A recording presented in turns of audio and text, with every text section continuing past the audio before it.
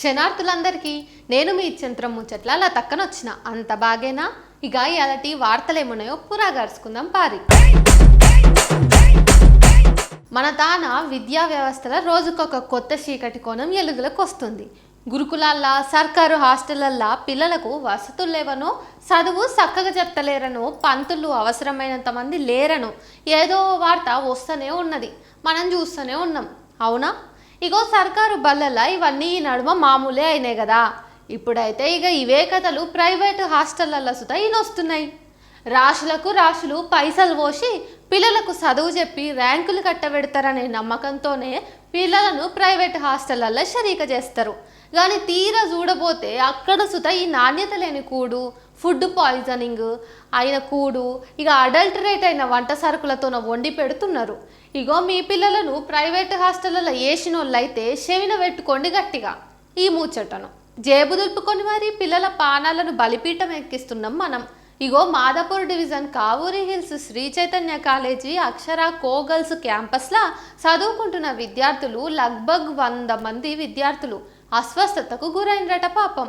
ఇక ఆ పిల్లలను గుట్టుసప్పుడు కాకుండా కనీసం ఇంట్లోళ్లకు సుత కబురు పెట్టకుండానే ప్రైవేటు దవాఖానల షరీక చేసిర్రు. ఈ ముచ్చట సుత విద్యార్థి సంఘ నాయకుడు నవీన్ యాదవ్ మాటలలోనే బయటపడ్డది. ఇక ఈ పిల్లలకు మంచి వైద్యం చేయకుంటే మంచిగుండది, కాలేజీని ముట్టడిస్తామని ఆయన హెచ్చరించిండట. ఇక ఇదిట్లుంటే మనం బాగా గమనిస్తే శ్రీ చైతన్య కాలేజీలా తరచుగా ఫుడ్ పాయిజనింగ్ జరుగుతూనే ఉంటుంది. అసలుకి ఈ కాలేజీల్లో ఎప్పటికప్పుడు ఫుడ్ సేఫ్టీ అధికారులు తనిఖీలు చేసుకుంటూ ఉండాలని నవీన్ యాదవ్ చెప్పిండు. అయితే ఇగో ఈ ఆరోపణలను కొట్టి పారేసి వాతావరణం వల్లనే పిల్లలకు వైరల్ జ్వరాలు వచ్చినాయని కథలు చెప్పజూసిండ్రట యాజమాన్యం. అందుకేనుల్లా మన పిల్లలను ఎన్ని పైసలు పోసి చదివిస్తున్నామని కాకుండా ఎంత మంచిగా పెంచుతున్నామన్నది మనం చూసుకోవాలి.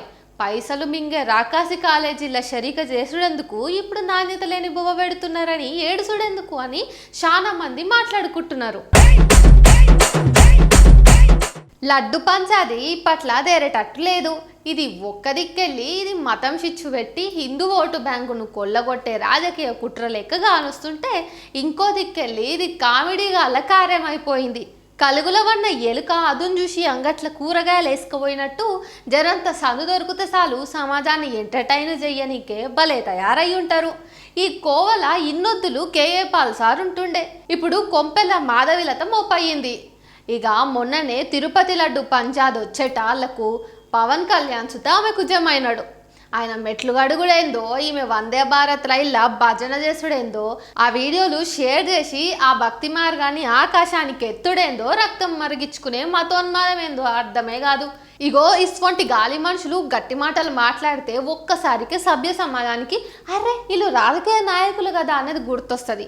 ఇప్పుడు ఏమైందో చెప్తే నూరి ముందైతే మీరు ఇగో ఎట్లనైతే ఈ కొంపెల్ల మాధవిలత ఎంపీ టికెట్ ఉచ్చుకొని బీజేపీ గండువ కప్పుకున్నదో అప్పటికెళ్ళి ఆమె నోట్లకెళ్ళి మతం తప్ప రాజకీయం రాలేదు. రాష్ట్రంలో తురుకోళ్ళ పండుగలకు బయటకు వచ్చి కొట్లాడే మాధవిలత హిందువుల బోనాలు దసరా పండుగలు చేసే జంతు బలులప్పుడు అంజాన్ కొడుతుంది. ఇక రాష్ట్రం దళితులు మహిళల మీద అరాచకాలు నడుస్తుంటే కండ్లకెక్కించుకోదు, నెత్తినబెట్టుకోదు, నోరు మెదపదు.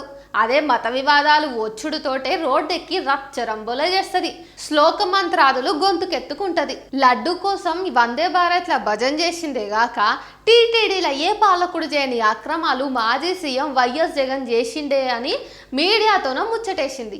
ఇప్పుడు గుర్తొచ్చిందా మాధవక్క నీకు, నువ్వు రాజకీయ నాయకురాలు అని జనాలు తిట్టివస్తున్నారు ఆమెను. ఇగో జగన్ తిరుపతి కొండెక్కే ముందు డిక్లరేషన్ ఇవ్వాల్సిందేనని, కల్తీ లడ్డు వల్ల హిందువుల మనోభావాలు దెబ్బతిన్నందుకు ప్రాయశ్చిత్త దీక్ష చేసుకోవాలని కూడా ఆమె పిలుపునిచ్చింది. అంతేనా, గత 5 ఏళ్లలో తిరుపతి గుడిని సక్రమంగా నడపలేదని దుమ్మెత్తిపోసింది జగన్ మీద. ఇక ఆ తర్వాత నడక మార్గంలో దేవుని మొక్కింది మాధవీలత. ఏదేమైనా ఆస్కో అంటే డిస్కో అన్నట్టు ఇంతదాన్ని ఇంత పెద్ద రచ్చ చేసి జనాలను కడుపువ నవ్విచుట్ల మాధవీలత రూటే సపరేట్ అని జనాల మాట.